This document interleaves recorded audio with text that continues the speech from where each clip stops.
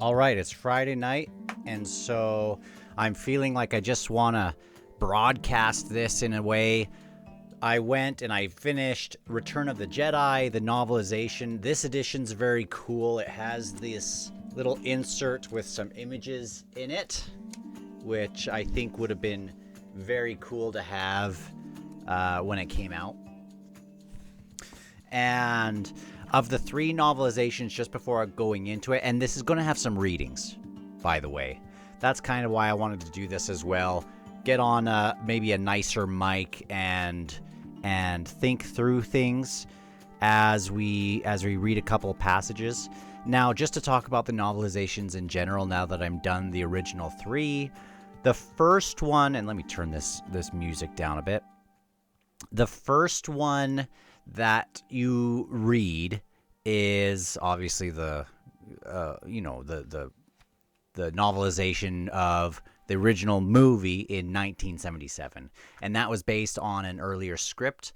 It wasn't based on the second draft, I can tell you that, but it might have been the third draft, the fourth draft. It seems like it's a step or two away from being what Alan Dean Foster would write about. Certainly the Kyber crystal isn't the main part of that book like it is in the second draft, but there are things that seem to be coming together. And I think if I read the third draft, I would know pretty quick if it was. First, I would look to see if Luke and Biggs were the Luke and Biggs that we get from the radio drama, as well as in the novelization. But I thought it was generally good, more as just an artifact of the time. I don't think it I don't think it really added to the film, but it was fun to read, and I do want to read it again sometime, and I would have loved it. I would have loved it if I would have been there in 1977 and I had watched the movie and I wanted more. I would have read the book a bunch of times. Empire Strikes Back, I think, was the most value added of the three, because I think that the author, first, I think that the content that was given to the author was probably richer. And if the Empire Strikes Back if there would have been time for it, I think some of the things from the novelization might have been planned. I'm curious about the script for The Empire Strikes Back, but there were things that were cut, and also there are things that the novelization just added that you can't really do in a film. I mean, you can do it with facial expressions and things, but we were really getting into the mind of Luke and Vader in the novelization of The Empire Strikes Back. And so this is going to be big time, a continuation of some of the thoughts that I had in that. And so if you're listening to that or listening to this, which obviously you are, what I went into with the Empire Strikes Back, just a reminder, was just how much we get into their heads and how much of an internal battle and an internal struggle The Empire Strikes Back and the actions, the story beats of The Empire Strikes Back was for Luke Skywalker in his mind, more than anything else, more than a lightsaber battle, more than how much he's just getting beat up and his hand gets torn off, sliced off. It's that every time leading up to this point, every time he got into an entanglement, at this point he's thinking he's going to be this mighty Jedi, or he can overcome. He's learned enough from Yoda, and when he went into the cave, he took his lightsaber and his blaster, and with that he can do anything. And it proved that wasn't going to be the case. And each time the pressure kept mounting on Luke from Darth Vader in that final confrontation. He just kept holding the lightsaber more, to the point where Darth didn't even need to use the lightsaber anymore and just tossed all these objects to him and things. And so he was wrong with some of his his calculations on how that was going to go. And so this is going to be a round 2. Now, generally, this is my least favorite of the original 3 films for as far as the first 80% or 60% of the films. I still like Jabba's palace. I even like the siege in Endor. I like that more as a kid than I do now. I like the talk with Obi-Wan when oh shoot, I lost my spot I was going to read. Oh, I think I found it. Here it is. I like the talk with Obi-Wan when he finds out Leia is his sister. And more than anything, more than any lightsaber duel in the whole series, I love the stuff with Emperor Palpatine and Luke and Vader. I think that is the pinnacle of what Star Wars has to offer, personally. So there is going to be a lot of reading in this, but mostly, we're not going to go through all the recap story beats and things, but just touching on a couple moments. And the first one is with Obi-Wan talking to Luke about Leia. And so he's just finding this. Yoda has obviously just died, and he hasn't clued in that it is Leia so far. And on page 65, that's where I am. At the bottom here, it says, Luke resisted this knowledge at first. He neither needed nor wanted a twin. He was unique. He had no missing parts, save the hand whose mechanical replacement he now flexed tightly. Pawn in a castle conspiracy, cribs mixed, siblings switched and parted and whisked away to different secret lives? Impossible. He knew who he was. He was Luke Skywalker, born to a Jedi turned Sith Lord, raised on a Tatooine sand farm by Uncle Owen and Aunt Beru, raised in a life without frills, a hard-working, honest pauper, because his mother, what was it about his mother? What had she said? Who was she? What had she told him? He turned his mind inward to a place in time far from the damp soil of Dagobah. Am I saying that wrong? Dagobah. I always say Dagobah. Is it Dagobah? To his mother's chamber, his mother and his sister. His sister. And so I mentioned it. I mentioned it as soon as I finished that this really brought me back to the prequel days. And when we all learned that the prequels were coming, we were eating up all the magazine articles. We were eating up anything we could, all the images and things. I think I had a Time magazine that had some stuff on the CGI, and this was before it was going to come out. I thought I had my glasses on. And we were just eating it up, and I went first day, and stuff that we all knew was going to happen. We all figured that Darth Vader fell into a pit of lava. And also, what I was looking forward to the most, and it just never quite happened in the prequels, is I was thinking at some point, I figured, just like here, and we'll read more of this, Anakin didn't know he had kids in the original trilogy. He didn't know, certainly, that he had twins, but he didn't seem to know that he had kids at all.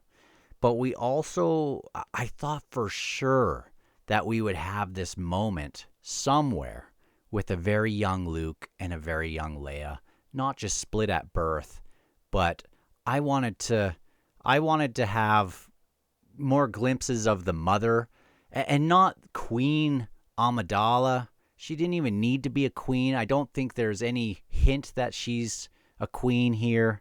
But I was so looking forward to that.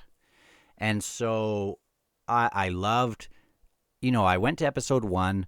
I was I must have been in grade 8th grade. So I was right in that mode where I was still young enough where I could kind of take things for granted that it was a little bit different.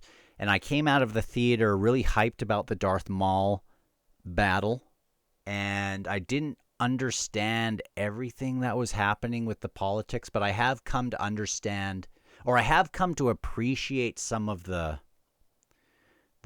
story beats and the actual story behind it, even though I wasn't a huge fan of a lot of the acting and the characters and things like that. I think when I get to the novelization of some of the prequels, I'll maybe appreciate some of them more, because when Attack of the Clones came out, I wasn't a huge fan of that, because it just wasn't what I was hoping from Anakin and the mom. I was hoping for something else. And then actually I didn't even go to Revenge of the Sith in the theaters.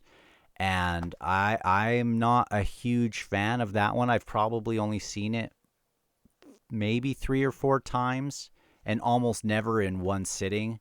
It's just, it seems like there's this big following of people who love it, and I just don't think I'm, it seems like an age thing. Let me know if you really love that one. I hope that when I get to the novelization, I'll maybe like it more, because I don't get dazzled by the Flash necessarily in that one, because I feel like I'm missing what I was hoping for with the whole prequel era. And some of these readings, I get more of. I feel like I'm getting what we were. Or I'm mourning what we missed, in a way. In the way that Vader at the very end will talk about his wife and things, or miss her, and sure, she could still be this awesome queen senator person, but I feel like I wish it was something softer and more of a quiet family life for a while. I think that would have resonated better and made if they were planning a beautiful house for these kids, and it's not going to be that residential or whatever, but I think it could have hit better than it did. And I've never really loved Revenge of the Sith, how they handled that whole thing. So anyway, I'm rambling. Let me continue on. And I'll get back to that. So Leia's my sister. He has this little vision of Leia, and obviously he couldn't have that, or this. He what's even the word? He sparked a memory of Leia, and that he hadn't really had access to, and I think it's a real memory, and I wish they would have kept that rather than split them at birth. Leia's my sister, he exclaimed, nearly falling over the stump. Your instinct serves you well, Ben nodded. He quickly became stern, though. Bury your feelings deep down, Luke. They do you credit, but they could be made to serve the Emperor. And they certainly will. I don't want to read everything here. Ben continued the narrative. When your father left, he didn't know your mother was pregnant. And that would have been tragic.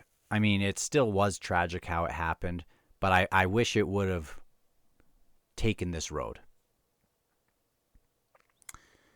Your mother and I knew he would find out eventually, but we wanted to keep you both as safe as possible, for as long as possible. So I took you to live with my brother Owen on Tatooine. And your mother took Leia to live as the daughter of Senator Organa on Alderaan. So Uncle Owen is Obi-Wan's brother in this original version, and I kind of like that. And Princess Leia, yeah, it doesn't seem to. I mean, it could have still been in the plan that she was a queen. Obviously, in the early drafts of Star Wars, The Adventures of Stark, or The Adventures of Luke Skywalker, or whatever, the first one, what was it called? The Adventures of Skywalker? Then The Adventures of Starkiller in the second draft. Doesn't matter. Obviously, she was a princess before, so maybe it was that all along. But as a kid, I just imagined something different. So Luke settled down to hear the tale as R2 nestled up beside him, humming as a subaudible register to humming in a subaudible register to comfort. Ben too kept his voice even so that the sounds could give solace when the words did not. The Organa family was highborn and politically quite powerful in that system. Leia became a princess by virtue of lineage. See? I like that. No one knew she'd been adopted, of course, but it was a title without real power since Alderaan had long been a democracy. Even so, the family continued to be politically powerful, and Leia, following in her foster father's path, became a senator as well. That's not all she became, of course. She became the leader of her cell in the alliance against the corrupt empire, and because she had diplomatic immunity, she was a vital link for getting information to the rebel cause. I think that's awesome. What are your opinions on that? I think that's a cooler. I think that's cooler than Leia being born of a queen, personally. But that she was, adopted into this family, and that's how she hid in plain sight. I think that's way better. And it's weird to me that Luke would still go by Luke Skywalker if he's being hidden on Tatooine, but that's just nitpicking things. So let me go to the ending here, the last 40 pages.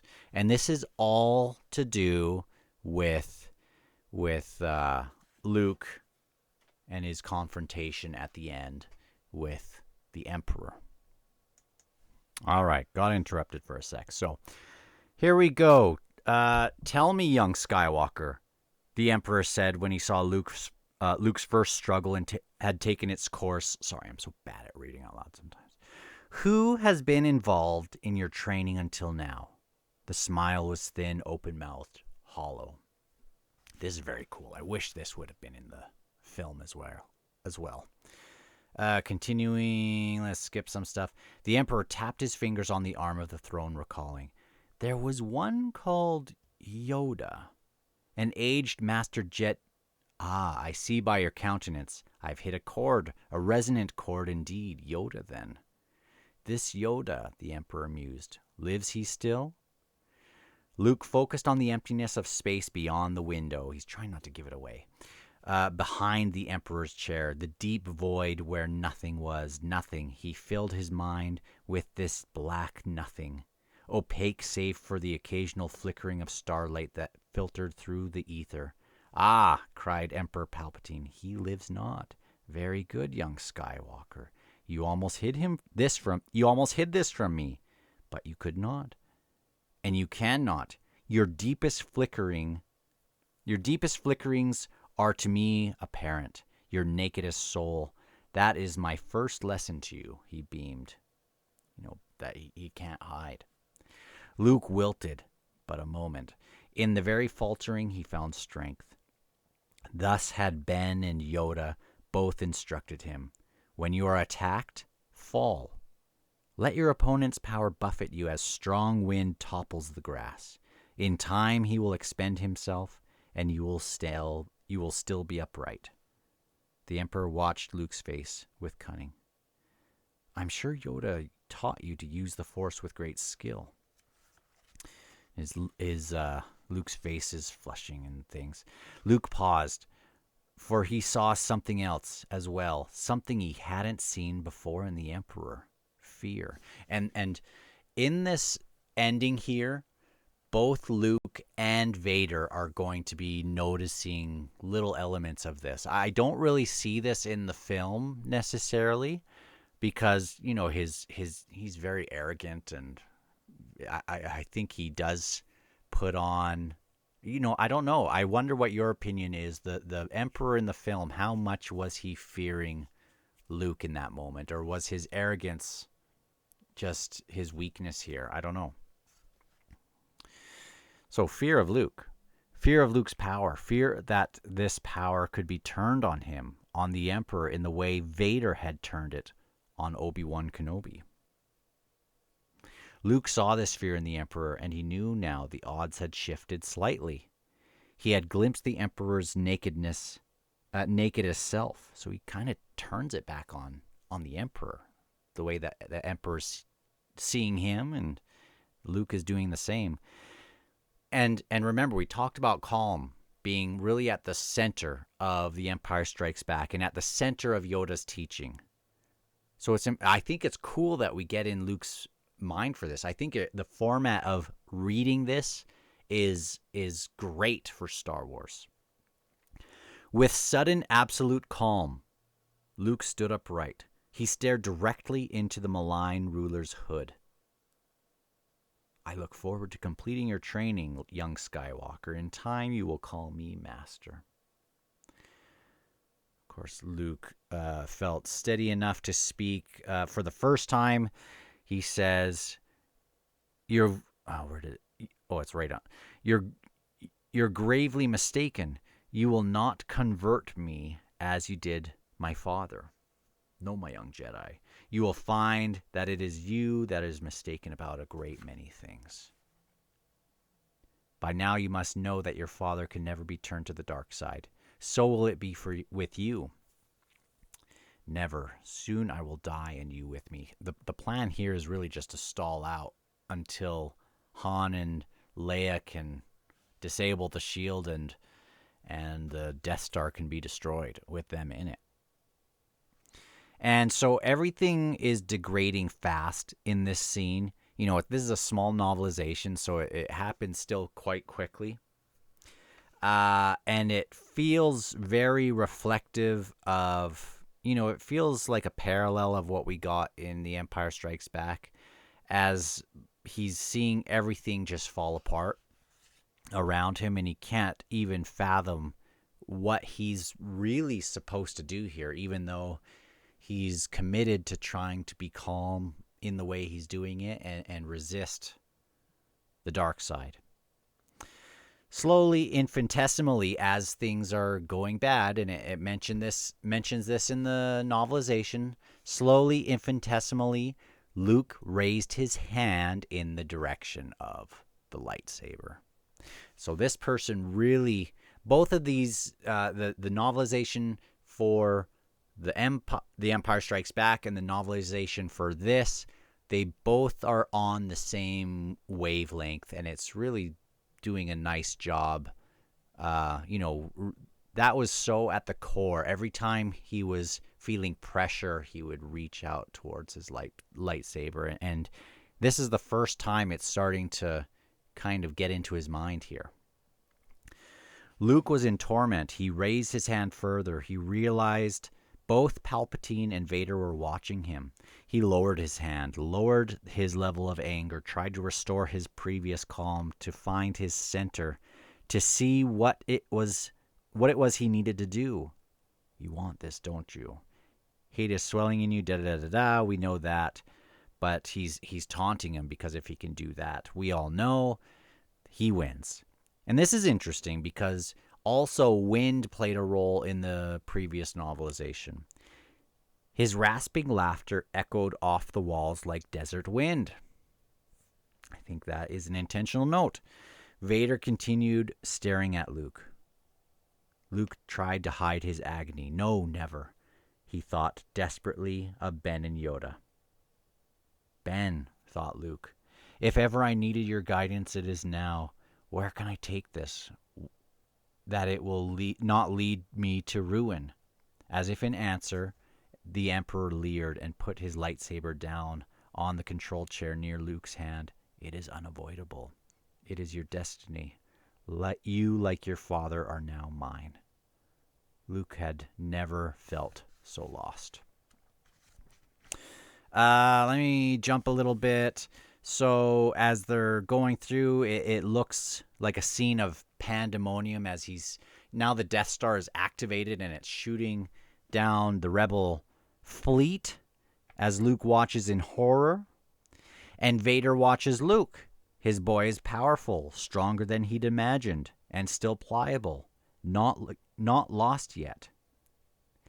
This is interesting, as we see really that Vader this whole time does have dreams and plans of defeating Vader or defeating the Emperor and letting Luke destroy the Emperor, but at the right time, so that they can rule as father and son. It seems implied that that's truly his wish in the novelization.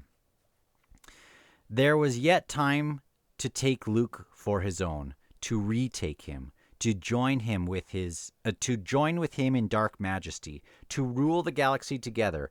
It would only take patience and a little wizardry to show Luke the exquisite satisfactions of the dark way and to pry him from the Emperor's terrified clutch. Vader knew Luke had seen it too, the Emperor's fear. He was a clever boy, young Luke. Vader smiled grimly to himself. He was his father's son.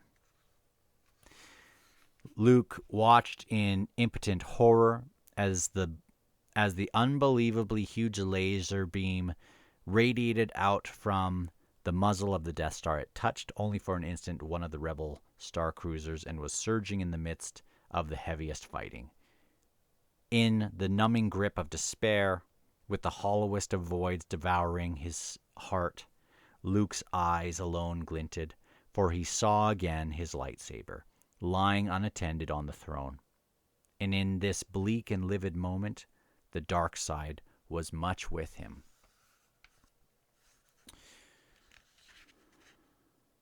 Beyond the window of the throne room, the rebel fleet was being decimated in the soundless vacuum of space. The Emperor hissed, "Your fleet is lost, and your friends on the Endor moon will not survive. Commander," and he goes to his little button, whatever. "Commander Gergerod,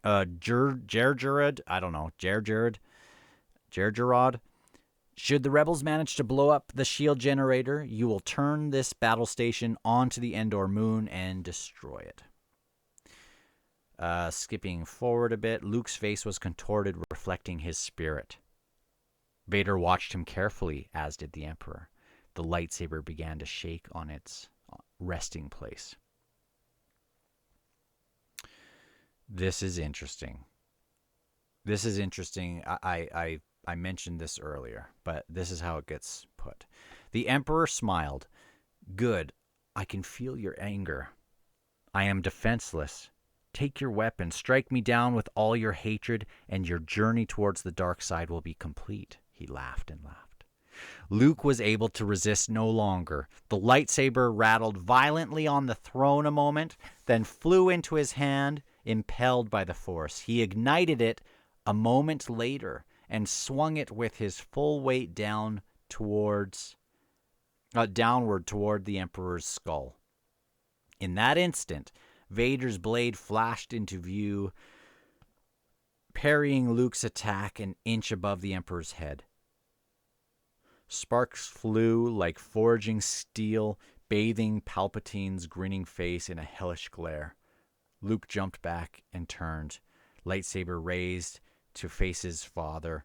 Vader extended his own blade, poised to do battle. Okay, that wasn't exactly what I was... Anyway, it's still happening. Where is the point? Where did I read that? Here we go. This is important. Vader was impressed with Luke's speed. Pleased even. It was a pity, almost, he couldn't let the boy kill the Emperor yet. Luke wasn't ready for that emotionally. Isn't that interesting? You know, it is the plan, but if he does that, who knows? There was still a chance Luke would return to his friends if he destroyed the Emperor now. He needed more extensive tutelage first, training by both Vader and Palpatine, before he'd be ready to assume his place at Vader's right hand, ruling the galaxy. So Vader had to shepherd the boy through periods like this, stop him from doing damage in the wrong places or in the right places prematurely. And Luke is getting increasingly powerful as this is going on. Or it's overpowering Vader. The Lord of the Sith momentarily lost his footing on the stairs and tumbled to his knees. Luke stood above him, at the top of the staircase. And in these movies and in these stories, it's always, whoever's at the top of the staircase. It's more than just having the high ground. This is just a thing where usually the villain's at the top, and when it's really toppling an enemy. There's something visually that is just resonates with us, and toppling them from their high place is just a trope that I like it because it clues in what's happening as he's standing at the top here. It's just kind of striking. It was in his hands now. He knew it was. He could take Vader, take his blade, take his life, take his place at the Emperor's side. Yes, even that. Luke didn't bury the thought. This time he glorified in it. He engorged himself with its juices, felt its power tingle his cheeks. It made him feverish, this thought, with lust so overpowering as to totally obliterate all other considerations. He had the power. The choice was his. And then, this was his fear in The Empire Strikes Back, that this would happen, that he could really take over as another Vader and do even worse with it. He had the power. The choice was his. And then another thought emerged slowly, compulsively, as an ardent lover. He could destroy the Emperor too. Destroy them both and rule the galaxy, avenge and conquer. It was a profound moment for Luke, dizzying. Yet he did not swoon, nor did he recoil. He took one step forward. For the first time, the thought entered Vader's consciousness that his son might best him. Skipping ahead a bit. The Emperor watched joyously, saw this, and goaded Luke on to revel in his darkness. Use your aggressive feelings, boy. Yes, let the hate flow through you. Become one with it. Let it nourish you. Luke faltered a moment, then realized what was happening. He was suddenly confused again. What did he want? What should he do? His brief exultation, his microsecond of dark clarity, gone now in a wash of indecision, veiled enigma, cold awakening from a passionate flirtation. He took a step back, lowered his sword, relaxed, and tried to drive the hatred from his being. In that instant, Vader attacked. I really do think I'm going to like some of the prequels and some of these novels.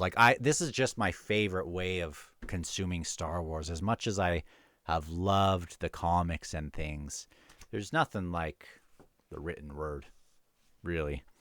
There's, I love the movies, but some of these passages are just dynamite, I think. Your thoughts betray you, Father. I feel the good in you. And as where was that moment? He just has this very brief moment during this. I think I just didn't underline it or anything, so I have to. He thought of Leia just for a moment. And as soon as that happens, he's feeling her being, things are happening there. She's been shot in the arm, and he's feeling that. He's getting that feeling as he's trying to block her out because that could be used against him. And that's when he winced to think of her agony, but quickly pushed that out of his mind. The point was clear to him now, though so often so murky. There was still good in his father. This accusation had made Vader angry. It does make Vader go nuts. Just that implication. And he throws his lightsaber, and Luke hides. And this is interesting because Luke is going to act as a disembodied voice for Vader. And up to this point, disembodied voices have come from Obi-Wan, from Ben, to Luke. And it feels almost as if it feels like Luke, in kind of a way, is taking on that role for his father with these lines that now he is prodding his father. I think it's very cool. You cannot hide forever, Luke. You'll have to come and get me. I'm sure he didn't say it like that. I will not give you the advantage that easily. I wish no advantage, father. I will not fight you. Here, take my weapon. You know how he tosses it later on with the Emperor? Here he rolls it to Vader. Here, take my weapon. Luke knew full well this might be his end, but so be it. He would not use darkness to fight darkness. Perhaps it would be left to Leia, after all, to carry on the struggle without him. Luke put his lightsaber on the ground and rolled it along the floor to Vader. It stopped halfway between them, in the middle of the low overhead area. The Dark Lord reached out his hand, Luke's lightsaber jumping to it.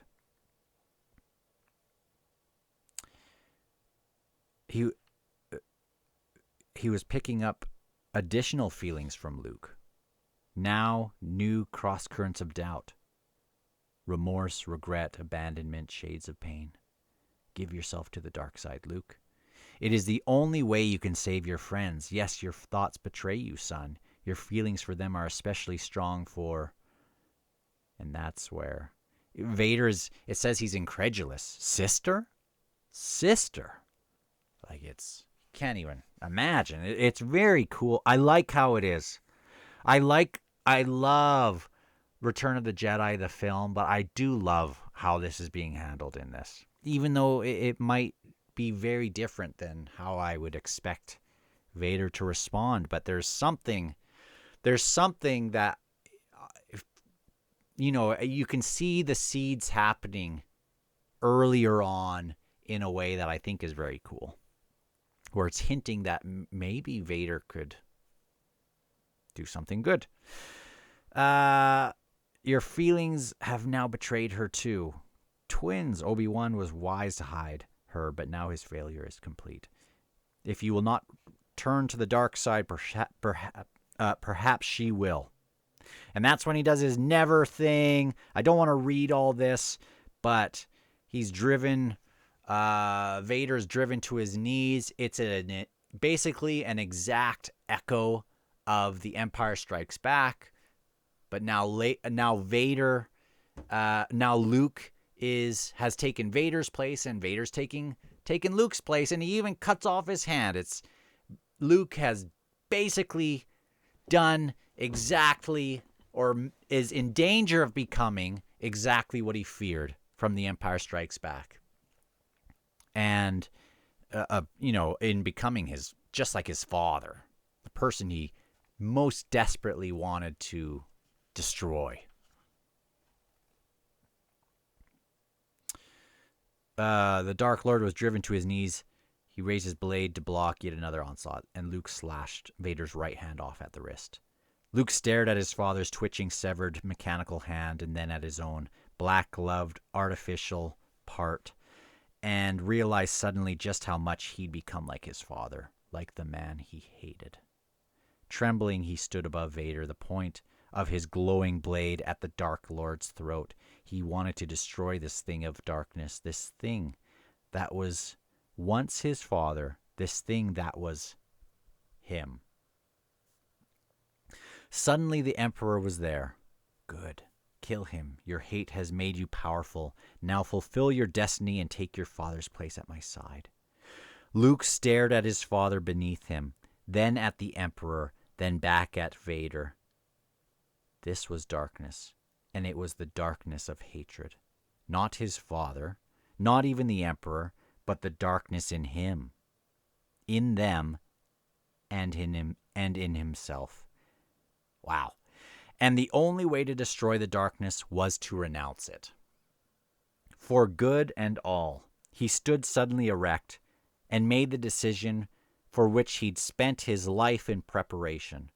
He hurled his lightsaber away. Never, never will I turn to the dark side. You have failed, Palpatine. I am a Jedi, as my father before me.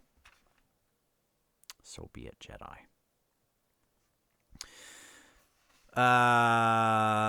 He does his lightning stuff, and it's interesting. Luke is deflecting some of this lightning just for a moment, but it's just way too much. And as he's being zapped, Vader is slowly crawling back to his master's side.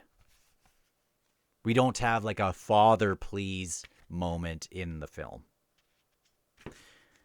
Then it cuts to Han and Leia and them.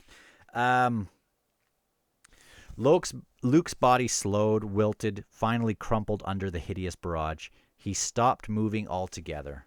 At last, he appeared totally lifeless. The Emperor hissed maliciously. At that instant, Vader sprang up and grabbed the Emperor from behind, pinning Palpatine's upper arms to his torso. Weaker than he'd ever been, Vader had lain still these last few minutes, focusing his every fiber of being on this one concentrated act. He was thinking he might do this. The only action possible, his last, if he failed. Ignoring pain, ignoring his shame and his weaknesses, ignoring the bone-crushing noise in his head, he focused solely and sightlessly on the wall, on his will, not on the wall, jeez, his will to defeat the evil embodied in the Emperor. Palpatine struggled in the grip of Vader's unfeeling embrace, his hands still shooting bolts of malign energy out in all directions. In his wild flailing, the lightning ripped across the room, tearing into Vader. The Dark Lord fell again, electric currents crackling down his helmet, over his cape, into his heart. Vader stumbled with his load to the middle of the bridge, over the black chasm leading to the power core.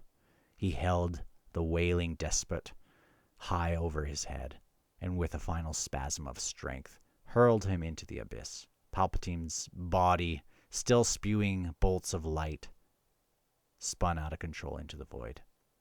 And as this happens, we have wind that has been brought up. A rush of air billowed out of the shaft into the throne room. The wind whipped at Lord Vader's cape as he staggered and collapsed towards the hole, trying to follow his master to the end. Is that implied in the film? I'll have to watch that again. It's like he's wanting to do this and just kill himself. Luke crawled, and it's amazing. I love how this is handled. We're in the last 13 pages of the whole book. Luke, so he's trying to fall down the hole with his master. Luke crawled to his father's side, though, and pulled the Dark Lord away from the edge of the chasm to safety. And this, coming up, this is maybe the coolest part. Luke, help me take this mask off. Obviously, they've said some other stuff, but I wanted to skip. No, you'll die. Luke was afraid. Oh, sorry. I don't want to skip too much. The Dark Lord's voice was weary. Nothing can stop that now. Just once let me face you without it. Let me look at you with my own eyes. Luke was afraid to see his father as he really was. Afraid to see what person could have become so dark. The same person who'd fathered Luke and Leia. Afraid to know that Anakin Skywalker who lived inside Darth Vader. So often in these things, the darkness comes inside of a good person, and it like changes their countenance. And in this, it's this reverse moment where the darkness is getting stripped away, and we're seeing who's below. And I love the internal dialogue here with Vader, because he feels wretched, and rightfully so, not just for the scarring on his face, but he knows what he's done. He knows what he's done. And if this is still the Anakin that we love from, that people love from the prequels, and even though I have my issues with the prequels, I still think of that as, the canon Anakin that we have, and I still, yeah, like, he was once good, and what kind of shame must you have when you finally snap out of that? So there's this in between with Luke and Vader that's happening in their minds that, it's powerful in the film, very cool in this. Where was I at? So Luke was afraid to see the man inside. Vader too was afraid to let his son see him, to remove this armored mask that had been between them so long.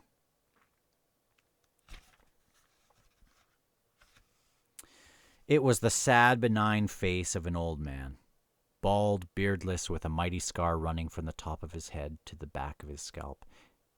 He had unfocused, deep-set, dark eyes, and his skin was pasty white, for it had not seen the sun in 2 decades. The old man smiled weakly. Tears gazed his eyes now. For a moment, he looked not too unlike Ben. It was a face full of meanings that Luke would forever recall. Regret, he saw that most plainly, and shame. Memories could be seen flashing across it. Memories of rich times and horrors, and love too. He saw the old eyes focus on him. Tears burned Luke's cheeks, fell onto his father's lips. His father smiled at the taste. It was a face that had not seen itself in 20 years. Vader saw his son crying and knew it must have been at the horror of the face the boy beheld. So he's taking this wrong. Listen to the way Vader thinks that Luke is crying because he thinks he's just wretched. That he thinks Vader is just a wretched, gross. That's not it. And I think if you're snapping out of this sort of state, people aren't thinking totally clearly, and already so much of, and it handled it in the prequels pretty well. Like, he would put blame and intent behind things that, he would assign intention to Obi-Wan that, and with Padme, that they didn't actually have. It was a different narrative that Palpatine had infused into him. And that's not easy for Anakin to strip away. He still has this negative view of especially himself, which obviously he should have guilt and shame for that. But, yeah. Continuing on, if I can find my flippin' place. It intensified momentarily. Vader's own sense of anguish to his crimes now. He added guilt at the imagined repugnance of his appearance. But then this brought him to mind of the way he used to look, striking and grand, with a wry tilt to his brow that hinted of invincibility, and took in all the life with a wink. All of life with a wink. Yes, that was how he looked once. And his memory brought a wave of other memories with it. Memories of brotherhood and home, his dear wife, the freedom of deep space, of Obi-Wan. Obi-Wan, his friend, and how that friendship had turned he knew not how, but got injected nonetheless with some uncaring virulence that festered until hold. These were memories he wanted none of, not now. Memories of molten lava crawling up his back, no. This boy had pulled him from that pit. Here now with this act, this boy was good. The boy was good, and the boy had come from him. So there must have been good in him too. He smiled up against his son, and for the first time loved him. And for the first time in many long years, loved himself suddenly as well, or loved himself as well. I think that's powerful stuff. Suddenly, he smelled something, flared his nostrils, sniffed once more, wildflowers. That was what it was, just blooming. It must be spring. He's having a flashback. And there was thunder. He cocked his head. The thunder is the explosions of stuff happening. And there was thunder. He cocked his head, strained his ears. Yes, spring thunder, for a spring rain to make the flowers bloom. Yes, there he felt a raindrop on his lips. He licked the delicate droplet. But wait, it wasn't sweet water. It was salty. It was a teardrop. He focused on Luke once again and saw his son was crying. Yes, that was it. He was tasting his boy's grief. Because, it's so intentional. I wonder if this was in the script, the original Return of the Jedi scripts. I'm so curious about just the ending of that. Yes, he was taking his grief because he looked so horrible, because he was so horrible. But he wanted to make it all right for Luke. He wanted Luke to know he wasn't really ugly like this. Not deep inside. Not altogether. With a little deprecatory, I've never been good at that word, little self-deprecatory smile, he shook his head at Luke, explaining away the unsightly beast his son saw. I wish this was in the film, this line. He smiles a little bit and he says, luminous beings are we, Luke, not this crude matter. He quotes Yoda. Why couldn't that be in the film, this moment? I would have loved that. Luke shook his head too, to tell his father it was all right, to dismiss the old man's shame, to tell him nothing mattered now, and everything, but he couldn't talk. Go, my son, leave. No, you're coming with me. I'm not leaving here. I'm going to save you. You already have, Luke, he whispered. He wished briefly I love this. He wished briefly he'd met Yoda to thank the old Jedi for the training he'd given Luke. But perhaps he'd be with Yoda soon now, in the ethereal oneness of the Force, and with Obi-Wan. I know in the canon the Force Ghost thing is or in it's Qui-Gon Jinn later on developing this connection. I think they had to do that when people complained that they had a cremation for Qui-Gon instead of him zipping away or whatever. Who knows? But that would have been cool. If that line, how do you even do that in the film? But I love that we get in their thoughts. Vader pulled Luke very close, spoke into his ear. Luke, you were right. And you were right about me. Tell your sister you were right. And here's the very final part of the whole book. During the whole party scene, when Luke's going to see the images of his father, of Yoda, of Ben. And I think I'll just say I understand the change that they made for the new audience. That this is when Anakin they put the young Anakin in. But for Luke's sake, I think it's more beautiful keeping him like the man that Luke had redeemed and got to see for a moment. But I don't know. I'm fine either way with it. For an evanescent moment, looking into the bonfire, Luke thought he saw faces dancing. Yoda, Ben. Was it his father? So I guess that would make sense if he doesn't totally recognize him right away. He drew away from his companions to try to see what the faces were saying. They were ephemeral and spoke only to the shadows of the flames, and then disappeared altogether. It gave Luke a momentary sadness, but then Leia took his hand and drew him back close to her and to the others, back into the circle of warmth and camaraderie and love. The Empire was dead. Long live the Alliance. Very cool. Very cool. I don't even think necessarily Leia needed to be developed into Luke's sister.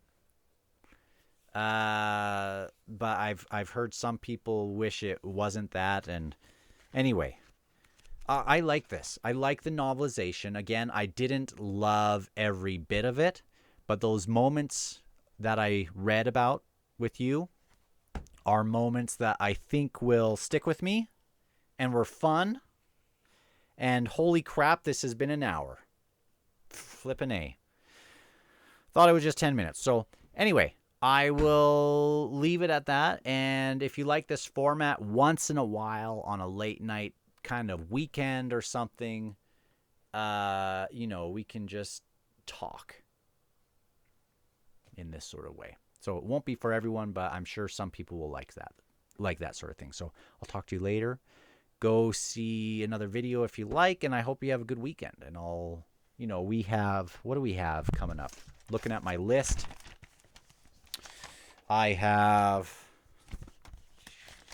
the Lando Calrissian Adventures. I have this version here. I think I actually have another earlier version somewhere. I have those. I have a bunch of comics to finish, even though I think I'll just kind of enjoy them as I go, because I want to get to the novels. I tried to keep my eyes open watching the first Droids cartoon today. I struggled. Holy moly, that's going to be rough. But I remember watching those as a kid and liking them. Battle for Endor, we have Ewoks and things. We are just right around the corner. Also, I have the West End Games RPG lore to look at in the source books. I want to see how the table was laid when the Heir to the Empire finally released. And I am really looking forward, even though I want to go to these scripts and things for the original trilogy, I want to be able to step away from the trilogy soon and get to really what I'm looking so forward to. And mostly it's these adult novels and some of the comics and things too. So anyway, I will talk to you later before it gets to a full hour. Bye.